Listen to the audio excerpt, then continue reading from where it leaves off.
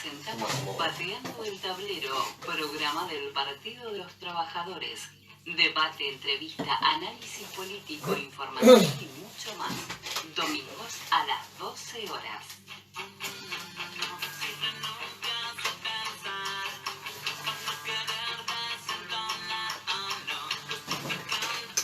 Buen mediodía a toda la audiencia. Mi nombre es Nicolás Marrero. Estamos con nueva edición de Pateando el Tablero. Estamos con Rafael Fernández, candidato a presidente por el Partido de los Trabajadores. Buenos días, Rafael. Buenos días a la audiencia, a vos. Y estamos con Camilo Márquez, también dirigente del Partido de los Trabajadores. Buen día. Mediodía. ¿Cómo no? Bueno, hoy tenemos el primer programa luego de las elecciones internas, así que vamos a estar conversando un poco sobre el balance que nos deja esta elección interna de 2019 en Uruguay, la situación que queda planteada para la izquierda, la situación que queda planteada a nivel general, y bueno, cuál es la percepción, el balance que plantea el Partido de los Trabajadores de esta elección, Rafael. Bueno, primero podríamos hacer los números de comunicación. Exacto. ¿Cómo eran los celulares? Porque yo soy medio... El celular, pueden comunicarse, el celular 098-717-513, Camilo. 093-338-159. Y 099-55-32-20. Perfecto, también, ya que estamos en el aviso de comunicación, pueden, si quieren comunicarse con la radio, 2409-0837. También estamos transmitiendo por Facebook Live, la cuenta del Partido de los Trabajadores Uruguay, ¿verdad? pd.uruguay. Ahí está. E ingresan. Perfecto. Bueno, empezamos con el problema de las internas, ¿no? El balance que dejó esta jornada del domingo. En primer lugar, bueno, obviamente a los compañeros que han acompañado al Partido de los Trabajadores en todo este proceso, el agradecimiento porque hemos superado el piso electoral, que parece algo muy fácil de conquistar, ¿no? Pero hubo 3 partidos que quedaron fuera de este proceso. No tengo claro todavía qué pasó con el Partido de la Concertación, que es el partido armado por blancos y colorados para concurrir juntos en las elecciones municipales de Montevideo. Si no lo tienen, tienen que ir separados. Y luego hay una serie de partidos que incluso están instalados, tienen senadores, diputados, y han tenido una votación extremadamente baja, ¿no? Estamos en la misma liga, digamos, que esos partidos en términos de la gran votación del domingo. Para un partido que no tiene, obviamente, enormes finanzas, no tuvo una gran presencia en los medios y sus listas no estaban garantizadas en los circuitos de votación, era un problema. Nosotros el domingo mismo teníamos llamada a compañeros que decían, che, estoy en la Ciudad Vieja, no hay listas en el circuito, acérquenmela. Y a veces se podía y a veces ya el compañero no esperaba tanto, en un día bastante frío además.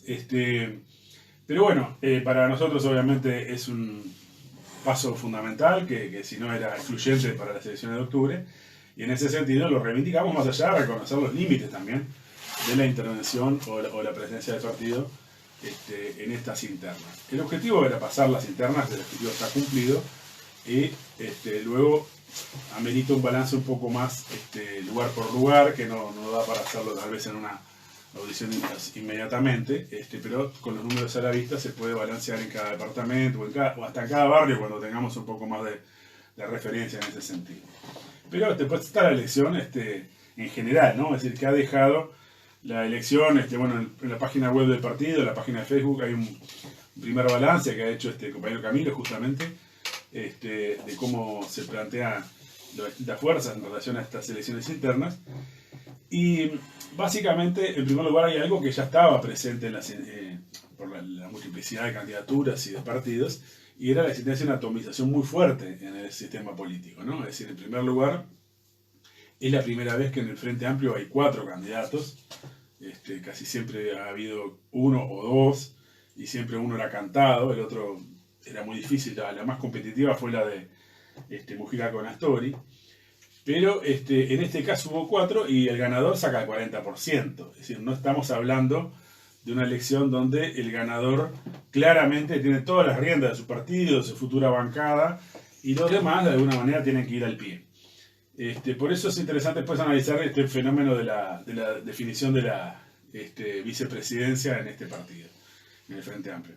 En el caso de los otros partidos, lo más llamativo tal vez ha sido la irrupción del partido militar de Cabildo Abierto, en el sentido de que evidentemente expresa un movimiento, en primer lugar, corporativo de Fuerzas Armadas, tal vez vinculado al tema de la caja militar propiamente dicho, pero también canaliza seguramente a una fracción de la población que está en la línea esta, la mano dura de la intervención militar en las cuestiones de la seguridad, más allá que no ha sido el discurso principal de Manini el problema de la intervención militar. Y luego, en los blancos y colorados, se ha dado una resolución más contundente de la interna, donde claramente la calle Pou tiene más de la mitad de los votos, con una gran distancia, más de 30 puntos con el segundo. En el caso de Talvi, que arrancó siendo, digamos, el segundo, arrancó por detrás, triunfó con bastante holgura sobre Sanguinetti. Por lo tanto, tiene más resuelta la situación.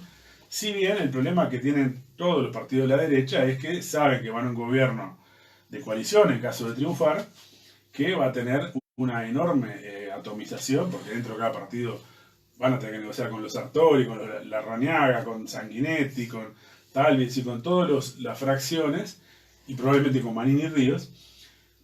Por lo tanto, esa coalición multicolor, como le han dado a llamar a algunos, como la calle, tiene grandes dificultades después a la luz de encarar políticas de ataque a los trabajadores, que son las que vienen proclamando, ¿no? Es decir, el otro elemento, bueno, esto es anterior a las elecciones, obvio que las dos grandes variantes, es decir, la continuidad del Frente Amplio o su reemplazo por una coalición de partidos de la derecha más tradicional y algunos más nuevos, comparten un programa común en relación a los mandatos del Fondo Monetario Internacional, ¿no? Es decir, este elemento ha vuelto a estar sobre el tapete con el planteamiento de la reforma de la seguridad social, que también podríamos encarar un poquito en el día de hoy, pero básicamente ha habido declaraciones de la calle Pou, ha habido declaraciones de Sanguinetti, de Mujica y de otros, bueno, ha habido antes de Astori, etcétera, referentes importantes del Frente Amplio en el sentido de que van a ir a un aumento de la edad de retiro y a una modificación del cálculo jubilatorio, que significa básicamente una rebaja del salario, ¿no?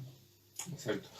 Creo que es interesante detenernos un poco en esta caracterización que tú hacías de la situación de la derecha.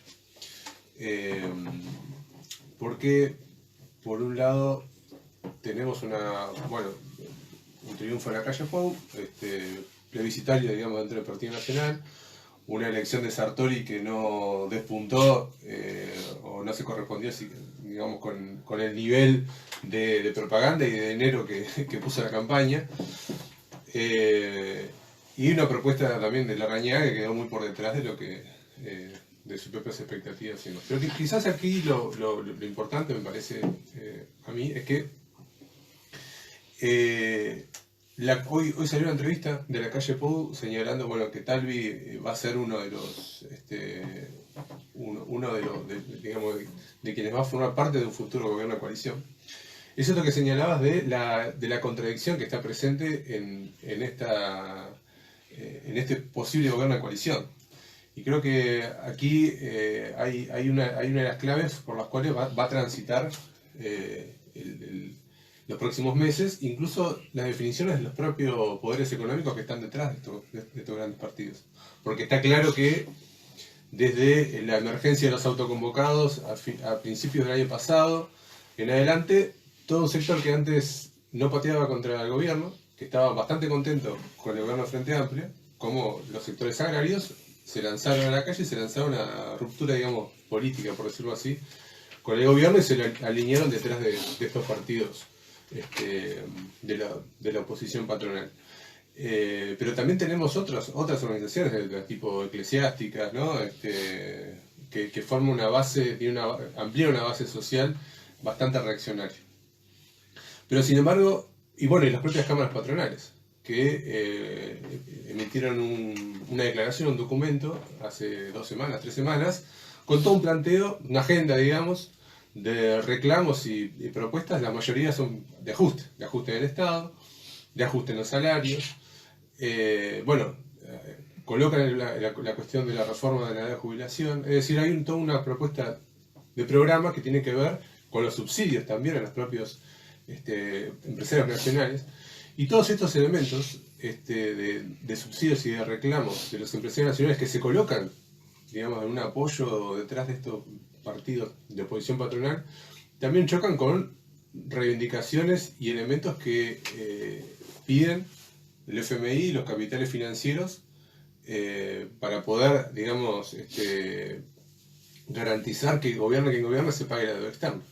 Es decir, los reclamos de las cámaras patronales están en contradicción con el ajuste que pide el FMI. Entonces, ahí me parece que hay una contradicción y que puede ser, pienso yo, una posible contradicción hacia futuro y, digamos, el germen también de posibles crisis políticas hacia el año que viene. Camilo. No, me parece nada más agregar. Evidentemente, los grandes aparatos pusieron mucho dinero en esta elección, ¿no? Es decir, incluso yo recuerdo una entrevista que le hacían al diputado del MPP, Pacha Sánchez, que decía que incluso ellos mismos contrataron personal para repartir listas y demás.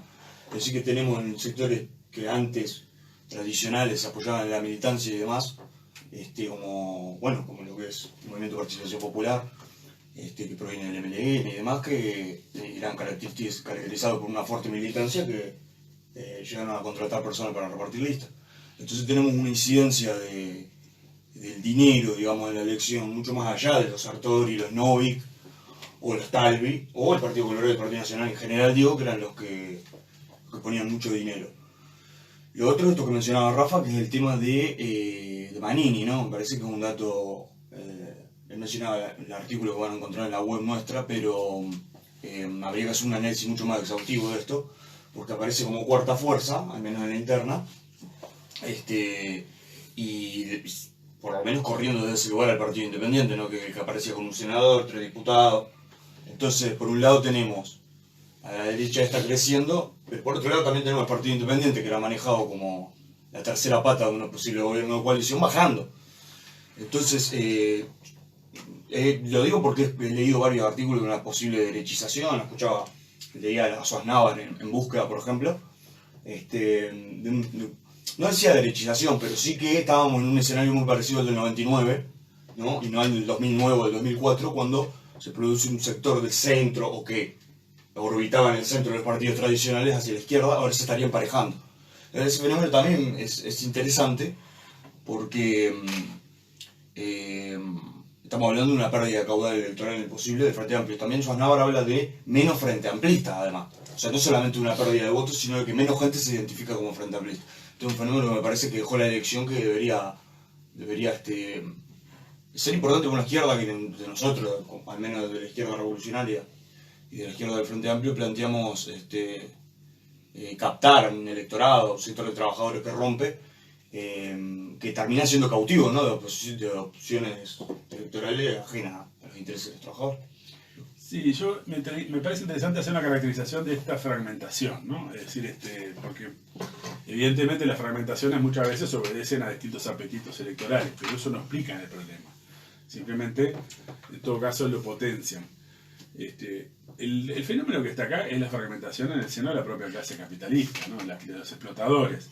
Cuando asumió el Frente Amplio en su momento, en 2002 había habido lo que se llamó la concertación para el crecimiento.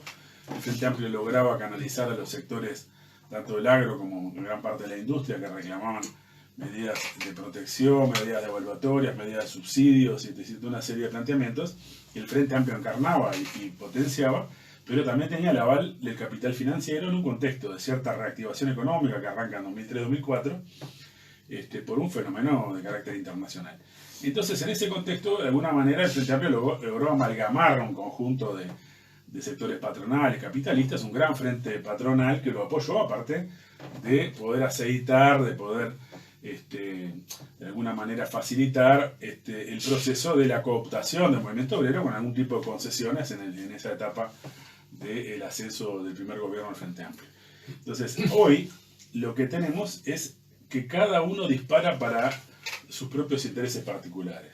Entonces, los sectores que piden devaluación no son lo mismo que son el capital financiero, los grandes bancos, las AFAP, etcétera, que tienen otra línea económica y por lo tanto se plantean disputas de todo tipo. Ya ahora con la Unión Europea el acuerdo es notable como en la calle Pou aparece embanderado con los sectores que van a ser perjudicados por el acuerdo. Dice que este acuerdo no va a solucionar y que va a desproteger a sectores de la producción de Uruguay.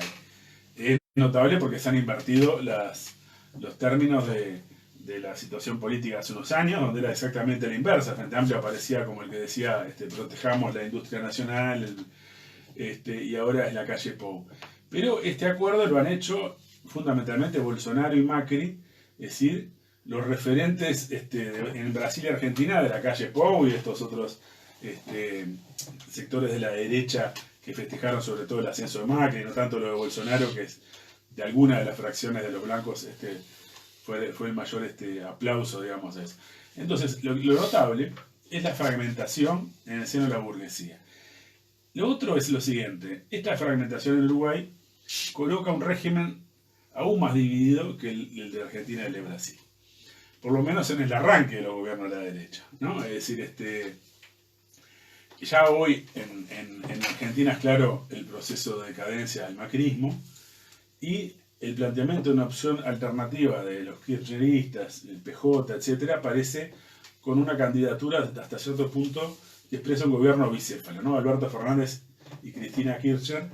No es Cristina Kirchner liderando un gobierno de tipo bonapartista, de tipo unipersonal, que impone un arbitraje individual a la crisis política, sino un gobierno que va a tener todo un proceso de negociación a la interna del propio Poder Ejecutivo, o eventualmente crisis que termine sustituyendo a Alberto Fernández, o lo que sea que pase en el desenvolvimiento de una crisis del régimen político. En el caso de Brasil, donde Bolsonaro ganó con más del 50%, también estamos ante un gobierno bicéfalo. Nosotros hablamos de un bonapartismo bicéfalo en el balance de las elecciones, porque Bolsonaro estaba parado, una camarilla personal en torno a él, no un partido, no tenía todavía un partido, de carácter fascistizante, fascistoide, o fascista abiertamente en sus posiciones, pero no que tuviera un movimiento fascista detrás de él propiamente dicho. Y por otro lado el ejército, que era un pilar fundamental de este gobierno. Bueno, entonces se expresaban en la candidatura de Bolsonaro a presidente y el vice Moura, que es un hombre bien vinculado al ejército, por más que Bolsonaro también lo es. Esta división en la estructura del poder en Brasil, en la estructura del poder ejecutivo, es un factor fundamental de la crisis hoy que estamos presenciando, donde obviamente hay otra serie de elementos, pero que explican todos estos fenómenos con el juez Moro, ex juez Moro, que ahora es ministro de Justicia, que está en la picota por haber hecho intervenciones en todo el proceso de la investigación o el juicio contra Lula. Así que esta es la dinámica también del agotamiento también de estas expresiones bonapartistas, o el fenómeno de que la crisis también se las va comiendo, y hay una cierta tendencia a la desagregación en el seno de los propios gobiernos, de los Bolsonaro, de los Macri y otras expresiones del tipo. Macri no era propiamente bonapartista, hay que decirlo, pero sí había aparecido como el que había logrado unificar un amplio sector burgués y el capital financiero en una supuesta salida que se comprobó que no tenía ningún tipo de destino. Así que lo de Uruguay es de alguna manera una expresión más extrema de esto. Tenemos una cantidad de partidos inédita que puede llegar al Parlamento, y cuando hablan de una mega coalición, una coalición multicolor, lo quieren presentar como un elemento positivo que todo el mundo va a juntar, y después cuando van a negociar todo van a tener que ir al chiquitaje de ir comprando gente con concesiones a cada partidito para lograr algún tipo de alianza. Quiero verlos en esa... Y en este contexto el movimiento obrero también respondiendo. No es menor que hayamos tenido un paro general con todo lo burocrático y todo lo dominguero que haya sido ese paro, es decir, sin movilización. Bueno, refleja que el movimiento obrero va a esa confrontación. Es inviable que pase la reforma de la seguridad social con el aumento de la retiro y la rebaja de las jubilaciones en forma pacífica. Vamos a una guerra. Y en este punto es importante remarcar que el movimiento obrero en Uruguay va a tener aún más presencia que la que tiene en otros países, porque la burocracia sindical en Uruguay está muy debilitada, y lo han expresado incluso elecciones sindicales en gremios que no están en una gran etapa de lucha, sino que están de alguna manera ya expresando un desgaste anterior. Cuando ven una etapa de lucha, estos procesos de ascenso de agrupaciones más combativas, clasistas, puede ser incluso una erupción mucho mayor, ¿no? Entonces creo que este es el contexto que tenemos que ver. Una división por arriba, una pelea por la torta entre sectores capitalistas, donde los unifica el ataque al salario, el ataque a las jubilaciones, pero que eso no consolida un gobierno fuerte, un gobierno unido, un gobierno capaz de una acción consecuente y coherente, y por lo tanto va a abrir grandes crisis políticas en la etapa que se abre en nuestro país. Si vamos a un escenario de crisis en el cuadro de un posible recambio derechista, recambio que vendría de la mano también de un reforzamiento policial, militar, de intervención del ejército en la política, que es lo que ocurre con Marín y Ríos, ¿qué pasa del lado del Frente Amplio? ¿Cómo evaluás ese cuadro? Y sobre todo también a la luz de que un sector, podríamos decir, no menor, del movimiento obrero, de la izquierda, se ha volcado por opciones dentro del FAR, por opciones como Andrade, por ejemplo, para detener este avance. Bueno, Andrade claramente tuvo una gran votación, duplicó aparentemente lo que era más o menos la votación más típica de la 1001 en una elección de este tipo, pero a la vez el día después de la elección reflejó que eso no tiene ninguna relevancia en la conducción del futuro gobierno. Es decir, esta designación de una vicepresidente por parte del candidato triunfante, de Daniel Martínez, lo hace ignorando olímpicamente, no solo a Tabaré Vázquez, Astori y Mujica, que aparentemente se inclinaban porque nombrara a Cose, sino al mujiquismo como tal, al MPP y al Partido Comunista, que también al final dijo que había que ir con Cose. Creo que la medida de Martínez tiene que ver, y no nos vamos a meter sobre quién es Graciela Villar y todo eso, es un tema que le interesará al Frente Amplio, porque no tenemos nada relevante que decir, digamos, sobre ese punto. Pero lo que sí podemos decir es que Martínez lo que quiere mostrar es que es él el que domina, a pesar de que tiene 40% y no el 50 y pico por ciento, y que no va a ser condicionado por Mujica y por Andrade. Es decir que esto, por un lado, es como el replay, ¿no? el revival de lo que fue el primer periodo del gobierno del segundo gobierno Tabaré Vázquez, ¿no? Es decir, cuando Tabaré Vázquez establece los servicios esenciales en la educación, mostrando mano dura frente a los sindicatos, y en ese mismo momento Martínez desde la Intendencia excluía al MPP y al Partido Comunista, al gabinete de la Intendencia. Quiere decir que llegó incluso a acuerdos con Novik para llevar adelante una serie de políticas desde la Intendencia. Quiere decir que el planteamiento de Martínez está dirigido sobre todo al capital financiero, está dirigido a la clase capitalista, como todos los discursos que ha hecho contra los sindicatos en esta etapa, contra Diom y FENAPES en particular, pero en general está apuntando a decirle al movimiento obrero, pero sobre todo a los capitalistas, voy a desprenderme de toda esta dependencia de los sindicatos o esta gobernabilidad conjunta con los sindicatos, y el apartamiento respecto al Partido Comunista me parece en este sentido muy notable. Así que el Partido Comunista va a tener una crisis con todo esto. Lógicamente habría que ver cómo podría un gobierno de Martínez, con una bancada parlamentaria que en gran parte va a estar en manos del MPP y el Partido Comunista, puede llevar adelante esta política, ¿no? Tendría que apoyarse en la derecha.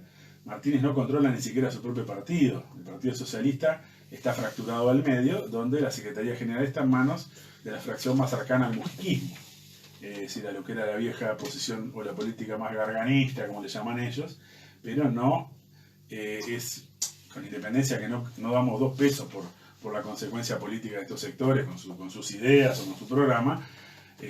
La realidad es que no domina el aparato ni siquiera el Partido Socialista. Entonces, no aparece entre los candidatos que se postulan como los candidatos fuertes de un cambio más en el sentido de los beneficios a las patronales, no aparece como el más favorito, ¿no? Aparece como un sector que no tiene cierta debilidad en este proceso.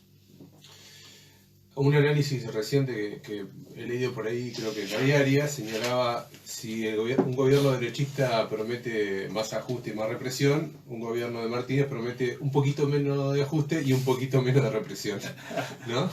Exacto, ¿no? Entonces, digamos, y como proyecto de transformación de la izquierda, de cambio, no entusiasma. Y no, es tomar el programa de la derecha y aplicarlo con con una dosis de, ¿no? de ternura, diría el Che. Ahí está. Entonces, Verdad, ternura. este mismo análisis señalaba la tendencia en este cuadro de fragmentación y demás, la dificultad de Martínez, o sea, en este cuadro, y considerando un poco también los ejes de agenda que están por parte del llamado neoliberalismo y demás, la tendencia de Martínez a acordar con la derecha, más naturalmente que con los sectores de la izquierda. Y esto creo que plantea un gran problema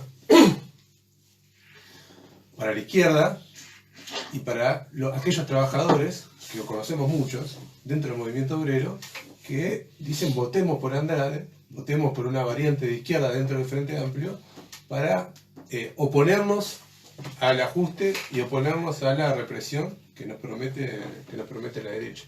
Entonces, esto plantea un gran problema y llamamos a la reflexión de esos trabajadores y a esos votantes de izquierda, porque la variante dentro del Frente Amplio de votar a la izquierda para que no haga la derecha, en realidad refuerza un planteo que va a culminar en un gobierno de tipo, digamos, de ajuste y represión y un gobierno ajeno a los intereses populares. Entonces creo que el gran valor de la campaña de partidos trabajadores tiene que ver con presentar las cosas de frente, mirar la crisis de frente que se viene y prepararnos políticamente para dar una salida a esta crisis. Entonces creo que como balance, digamos, como balance propio de esta elección, con todas las dificultades que mencionó Rafael al principio, este es el gran valor, es que una alternativa política que busca, digamos, continuar una alternativa política de los trabajadores esté presente en octubre para señalar justamente esto mismo, que los gobiernos, sea un gobierno comandado por Martínez, un gobierno comandado por la calle Pou, y el movimiento obrero tiene que prepararse para dar una disputa y una salida de fondo a esto. Porque en definitiva, no lo hemos mencionado aquí, pero dentro de esta elección interna ha estado, digamos, sobrevolando una crisis económica de magnitud creciente y que se va profundizando. Los despidos en Senda, los despidos en Petrobras, los despidos en una cantidad de fábricas, y los envíos de seguro de paro, están mostrando una situación crítica y que se va agudizando. Y otros fenómenos que uno puede mencionar no solo son los despidos. Ayer creo que fue la segunda persona que se murió de frío en la calle. Es decir, ¿no? Las temperaturas bajan a 0 grados y se va manifestando la crisis social que vive el país.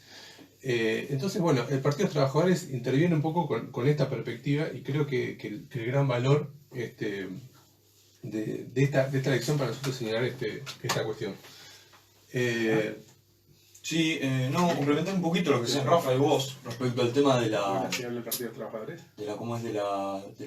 votación de Andrade, que evidentemente uno no puede dejarlo, o sea, soslayarlo, porque en realidad el único sector que apoyó la candidatura fuerte de Andrade, que tenía una estructura nacional, fue el Partido Comunista. Y la consigna con la que hace la campaña es el cambio dentro del cambio. Ya ha sido analizado en otras instancias del programa y demás. Pero fue una votación que no fue menor, usando el 25% de todo lo que se arrojaba. Y eso rápidamente fue confiscado el otro día. Es decir, toda esa campaña que se hizo de votón trabajador, es decir, con una agudeza muy, desde el punto de vista propagandístico del Partido Comunista, esto relativiza lo de la derechización, porque tenés 25% de sectores de compañeros de la izquierda, seguramente, de los sindicatos, que votaron bajo esa consigna, Claro. ¿sí? De dirigentes sindicales. Entonces relativiza toda esta cuestión de la derechización. Ahora, como dice Rafa, una votación por encima de lo que normalmente sacaba el Partido Comunista, presentando un candidato que le generó toda una crisis interna, pero como aquello de jugamos como nunca, perdimos como siempre, porque finalmente no queda nada, es decir, no pelea la vicepresidencia y seguramente, bueno, yo tampoco me voy a meter en lo que significa la candidata a vice que finalmente termina eligiendo Martínez, pero no se le conoce la voz a la mujer.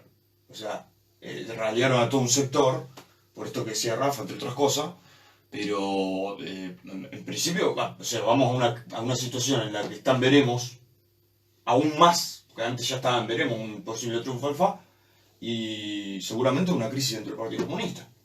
Porque todo este esfuerzo que se hizo, ¿en qué quedó?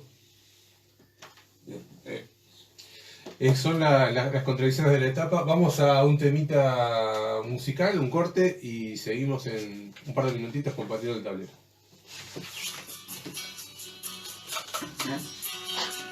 Sí, para sentarme. ¿Quién es?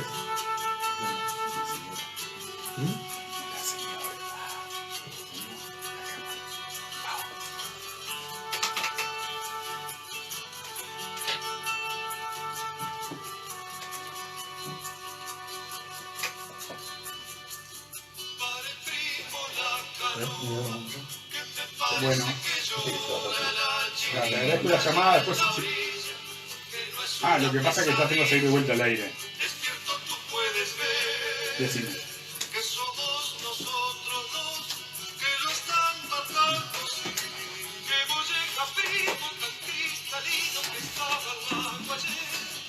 No es el palafito que está matando. Por favor, no pase bien. No, es que está explicando de todo.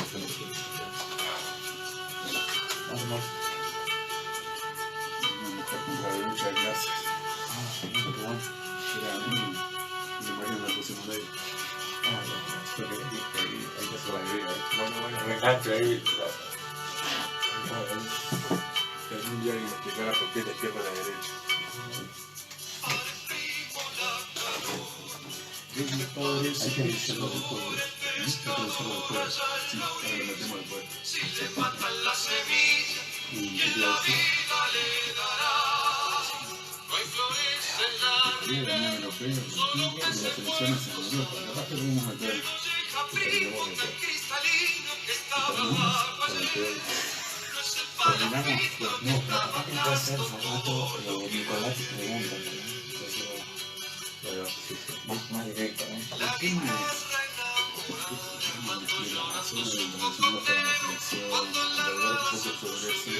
Ahora. después. la inocencia no mata el pueblo, pero Importancia de la izquierda revolucionaria en la salvará selección. su conciencia y en eso mira nuestro el alma. Ahora.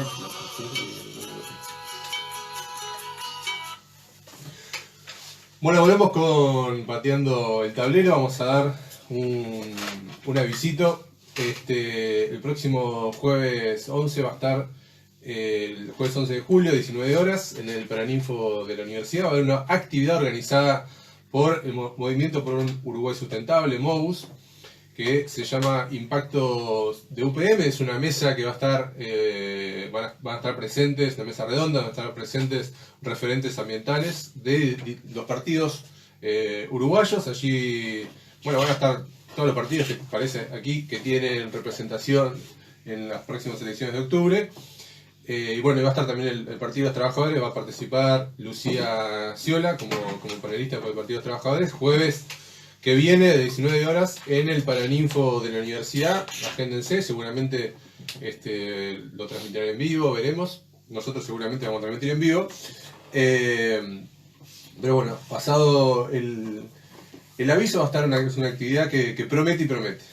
Promete, Mobus ha hecho también en otras instancias mesas redondas sobre Aratirí, por ejemplo, y fue interesante en la elección pasada, así que apostamos a que en esta instancia vayan muchos compañeros y de alguna manera no solo haya mayor claridad en relación a este tratado, a este acuerdo con UPM2, sino que también podamos impulsar una nueva etapa de movilizaciones en contra de un acuerdo que tiene características coloniales, como ya lo hemos dicho.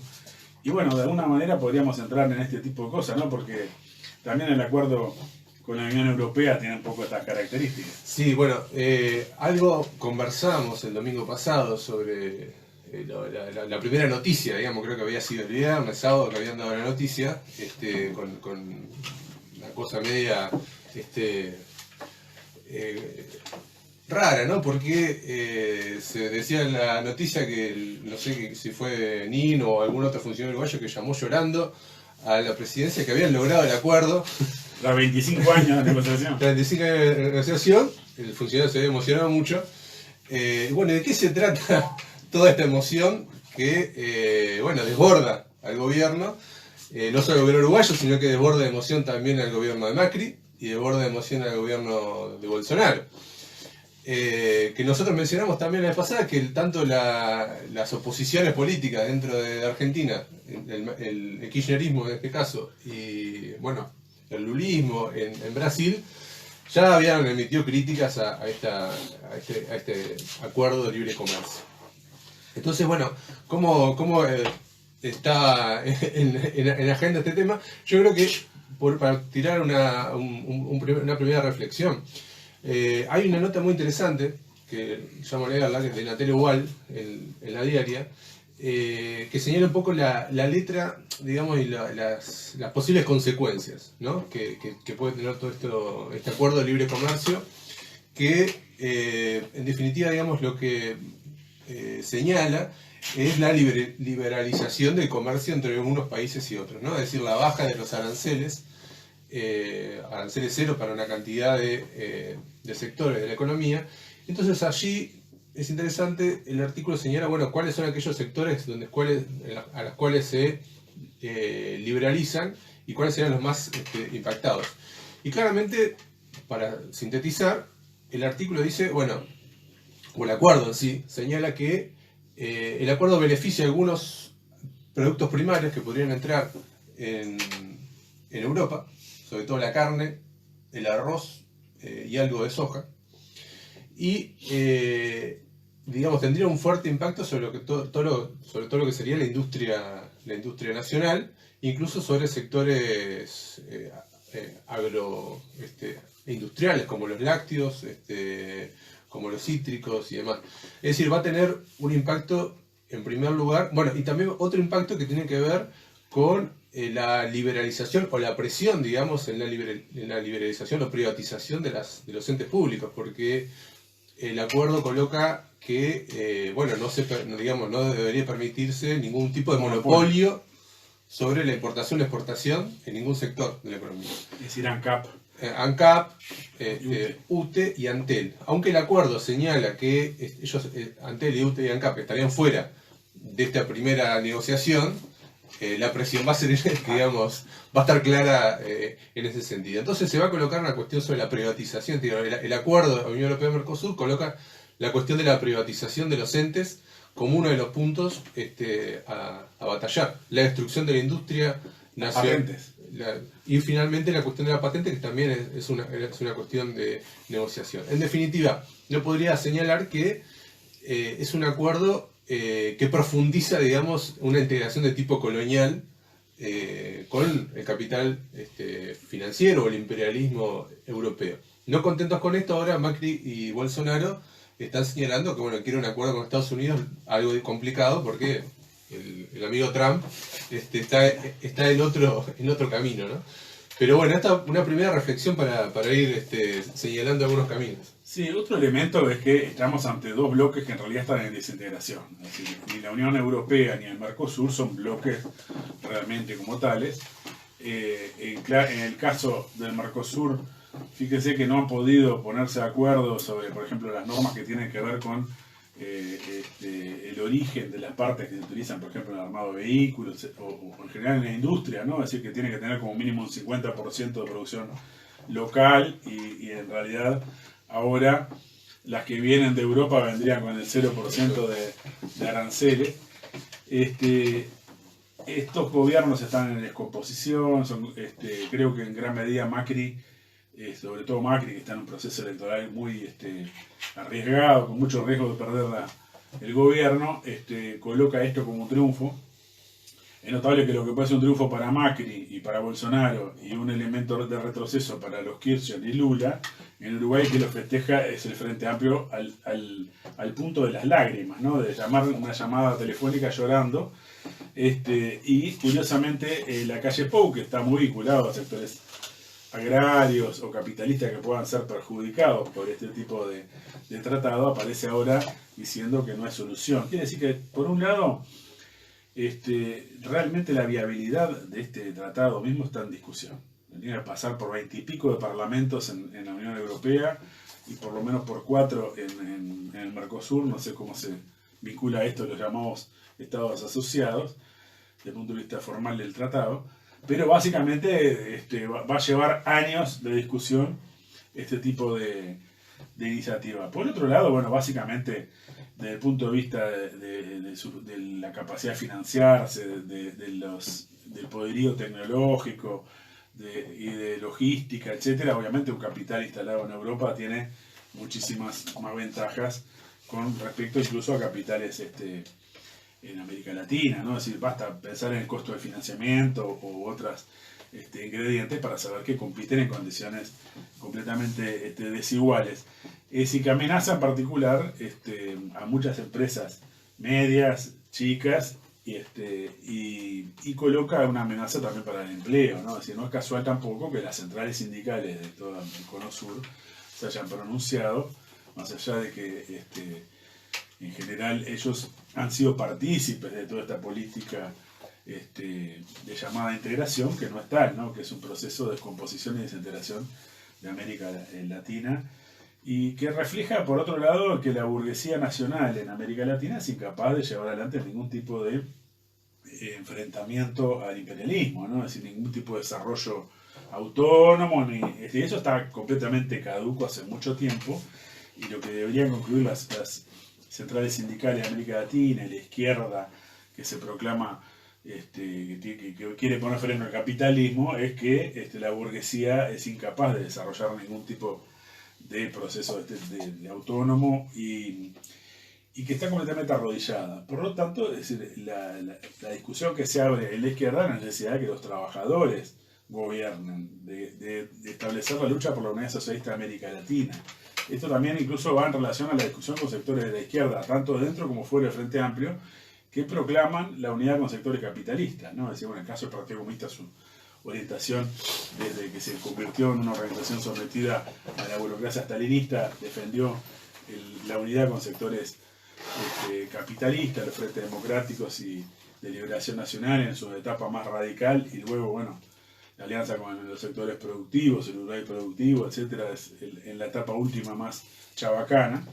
Pero también es lo que vemos en sectores como la Unidad Popular, ¿no? Es decir, bueno, que fueron a Durazno, porque allí estaban planteamientos de sectores pequeños productores, según ellos, etcétera, y le hicieron de alguna manera eco a un planteamiento que era un planteamiento abiertamente antiobrero, ¿no? Es decir, bueno, achique del Estado, reducción de funcionarios públicos, subsidios a las empresas, devaluación monetaria que implica licuación del salario. Es decir, no hay perspectiva alguna, ¿no? Para el movimiento obrero, para nadie, para la humanidad, con este tipo de política. La política que puede abrir una salida es reorganizar el conjunto de la economía a partir de una planificación controlada por los trabajadores, bajo control obrero. Y esto implica no establecer subsidios a las curtiembres, sino establecer la expropiación de las curtiembres, la nacionalización de la industria del cuero, como la del frigorífico, etcétera, que era un viejo planteamiento de la izquierda en Uruguay, ¿no? Es decir, que las grandes industrias del país fueran nacionalizadas y puestas bajo funcionamiento, bajo control de los trabajadores, de manera de controlar los principales resortes de la economía, obviamente la banca, el comercio exterior y otros aspectos. Entonces, también podríamos ir a una discusión sobre el papel de la izquierda en esta crisis que se nos viene. Ahí hay un elemento interesante porque frente a esta política de integración, de libre comercio y demás, tenemos toda una historia, ¿no? Es decir, en este caso el gobierno del Frente Amplio se pasó de los acuerdos, ¿no? Del no al ALCA en su momento, con su matiz, ¿no? Porque se había firmado un TLC con Estados Unidos, finalmente después firmó el TISA, es decir, la orientación librecambista con el gobierno de Estados Unidos siempre estuvo con fuerza, pero dentro de un sector claramente de Frente Amplio le oponían a los acuerdos de libre comercio los acuerdos de tipo UNASUR y la integración mediante los gobiernos del ALBA, ¿no? El Banco Común del Sur, el gasoducto. El gasoducto, toda una serie de proyectos que señalaron claramente, decían, bueno, frente a esta integración, digamos, de sometimiento al capital financiero, vía los acuerdos de libre comercio, nosotros le oponemos la integración de las burguesías nacionales en el continente. Entonces creo que 15 años después, ¿no?, el balance es bastante claro y nos deja como única alternativa, al Frente Amplio le ha dejado como única alternativa en oposición a una integración de carácter socialista de América Latina, la integración con el imperialismo derecho viejo, ¿no? Pero la alternativa, lo que veo es que la alternativa ALBA, UNASUR, de integración de las burguesías nacionales ha sido completamente inviable en sus propios términos, es decir, ha colapsado y no tiene forma de volver. E incluso estoy seguro, en caso de que haya un recambio político de tipo Fernández Fernández en Argentina, no, el planteo de integración ya caducó, de integración por la vía de la burguesía nacional. Entonces creo que a los trabajadores se nos plantea una alternativa a las centrales sindicales, a la izquierda. ¿Qué alternativa de poder señalamos frente a esto? Porque creo que es el fondo de la situación. Y en torno a la alternativa de poder, y la cuestión de lo que plantea para la izquierda, es interesante señalar, quizás como comentario, esta cuestión de un balance estratégico de la izquierda. Y en este caso, para mencionar dos ejemplos, podemos señalar la cuestión de las elecciones europeas recientes y la cuestión de lo que hoy está sucediendo en Argentina con una importante crisis en el seno de la izquierda. En el caso de la izquierda europea, las recientes elecciones han marcado un derrumbe de toda aquella izquierda llamada populista radical, o que por momentos se expresaba, se colocó como anticapitalista, es decir, por fuera de los partidos tradicionales de izquierda, por fuera de los viejos partidos comunistas, la vieja izquierda llamaban ellos, ¿no? Nos referimos a Podemos, nos referimos, bueno, ahora Syriza también tuvo elecciones este fin de semana pasado, pero ya Syriza es un partido de gobierno. En el caso de Francia con Mélenchon, bueno, y otras expresiones de izquierda, pero son las más importantes, que, bueno, tuvieron un derrumbe muy importante, y ellos en su momento colocaron que frente a, bueno, a esta, digamos, a que la vieja izquierda, partidos comunistas, partidos socialistas habían caducado, había que irrumpir en política con un nuevo lenguaje, ¿no? Con un lenguaje más ayornado, que había que irrumpir en la izquierda, especialmente con una estrategia, digamos, que la potenciara electoralmente. Entonces hablan de romper con la vieja élite política, con la vieja casta.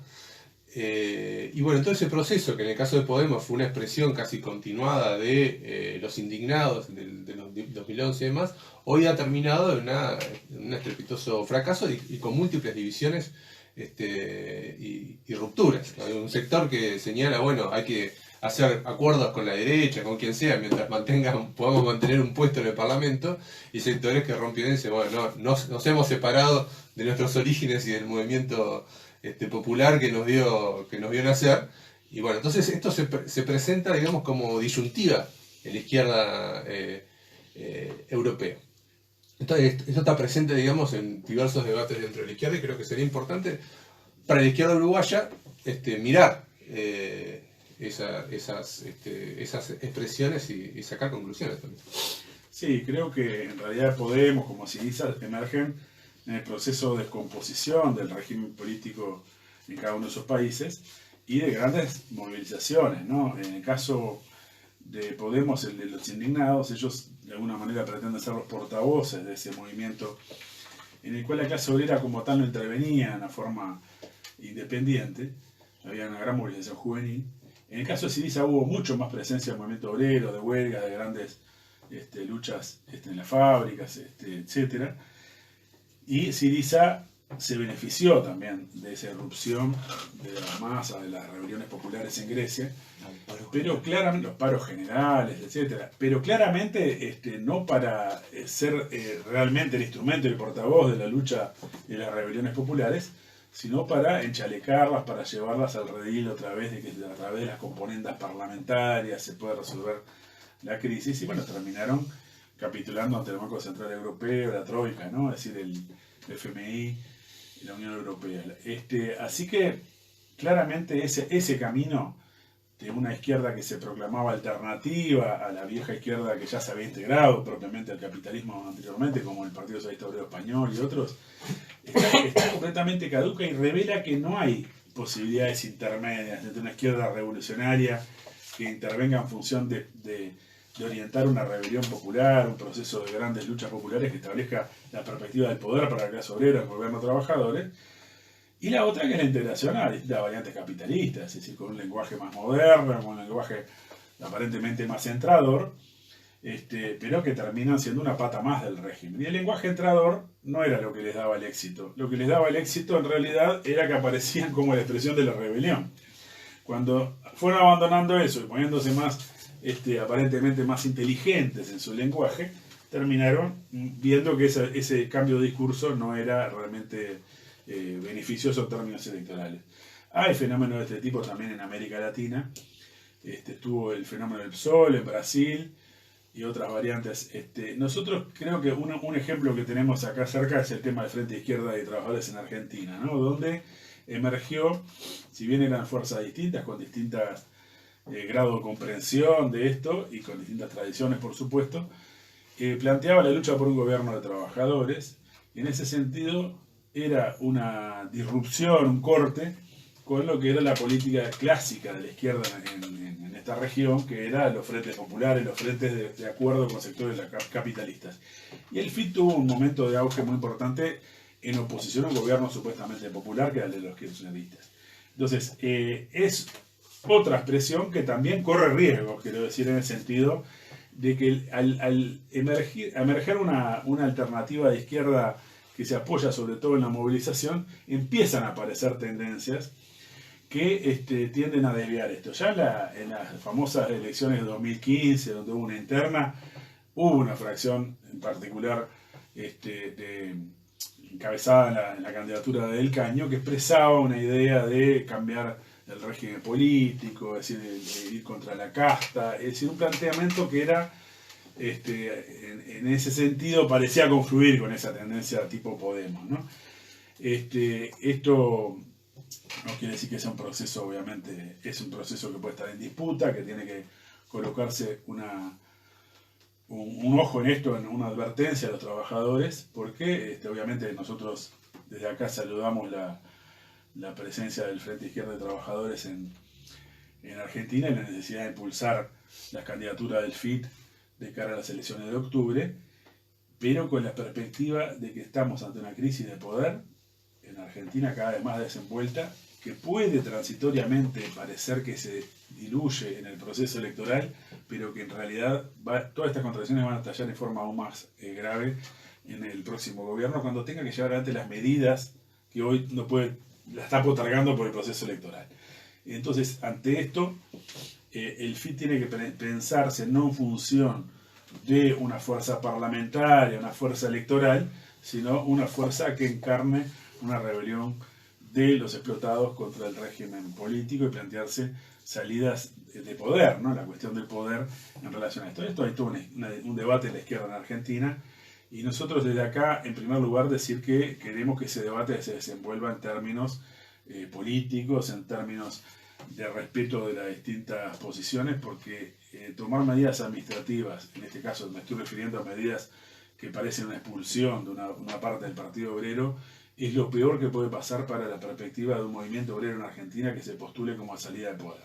Nunca la izquierda va a tener una salida por la vía de este tipo de sanciones. Es decir, no quiere decir que una sanción no sea necesaria en determinados contextos, pero lo primero que tiene que haber es claridad política en cuanto a las perspectivas estratégicas de la clase obrera, y en este sentido, desde el Partido de Trabajadores hemos llamado a que este debate se establezca en términos políticos, en términos de respeto de los derechos de los compañeros que tienen posiciones minoritarias divergentes, y en términos obviamente de que nadie plantea una perspectiva distinta que no sea apoyada el FIT Unidad en estas elecciones de octubre. No se ha roto en este sentido una unidad de acción. Otra cosa es pretender una unidad de discurso, una unidad de opinión, un monolitismo que nunca ha sido la tradición del marxismo revolucionario. ¿Algún comentario, Camilo? Sí, no, creo que este debate es decisivo, ¿no? Decisivo para la izquierda del continente y demás, esas expresiones de cierta adaptación electoral. Acá en Uruguay la tenemos clara, por ejemplo, con pintada de grupos que que se plantean, incluso por la lucha en la liberación nacional del socialismo, pero te pintan Rubio senador y toda su campaña apunta a decir, a colocar la lucha en el Parlamento. Yo creo que este debate que está atravesando Argentina es decisivo, y nosotros lo seguimos de muy cerca acá, respetando el proceso, respetando los tiempos y demás, pero como decía Rafa, nadie al menos ha planteado una ruptura en el principal escenario, que aparentemente serían las elecciones de octubre. Hay que ver si Macri llega, finalmente, porque no hay ningún debate caprichoso acá. Si uno sigue las posiciones de los distintos compañeros, nadie ve que esté forzada una posición. Es decir, acá Argentina en particular ha tenido movilizaciones gigantescas hace menos de un año, o hace un poco más de un año, perdón. Es decir que nada parece como caprichoso. Yo creo que eso es fundamental. Bueno, esto es una introducción clave, ¿no? de toda la situación de Podemos y Syriza, no lo voy a repetir, pero nosotros al menos, que lo seguimos, estamos aprendiendo mucho y convocamos eso, ¿no? A habilitar medidas administrativas.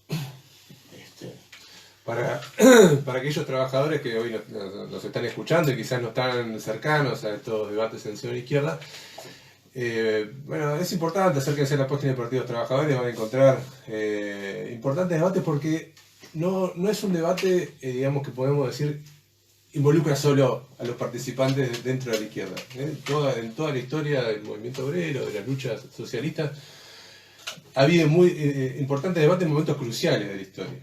Y creo que para todo lo que hemos debatido hoy, es decir, perspectivas de crisis políticas importantes, perspectivas de crisis económicas, la necesidad de que el movimiento obrero y la izquierda coloque una perspectiva de poder frente a esta crisis, le dispute la salida ajustadores, represivas a los candidatos que hoy están presentes, reorganice la sociedad en Uruguay, pero también en América Latina en contraposición a las integraciones imperialistas y demás. Estos debates se vuelven fundamentales porque hace a los enormes desafíos que tenemos por delante los trabajadores y desde el Partido de Trabajadores lo encaramos con seriedad, con convicción y bueno, y con la certeza de que es necesaria una construcción política que tire abajo toda esta porquería. Disculpen por el lenguaje, pero la importancia del debate lo merece. Así que bueno, los dejamos con... vamos a recordar la mesa redonda en el Paraninfo de la Universidad. Este jueves 11 de julio a la hora 19 la convoca el Movimiento por un Uruguay Sustentable, MOVUS, Impactos de UPM2, y van a estar referentes ambientales de los partidos políticos uruguayos. Por el Partido Trabajador va a estar la compañera Lucía Ciola. Invitamos a todos los compañeros a estar presentes en esta mesa redonda. Yo personalmente voy a ir a escuchar a Lucía y espero que los compañeros también vayan.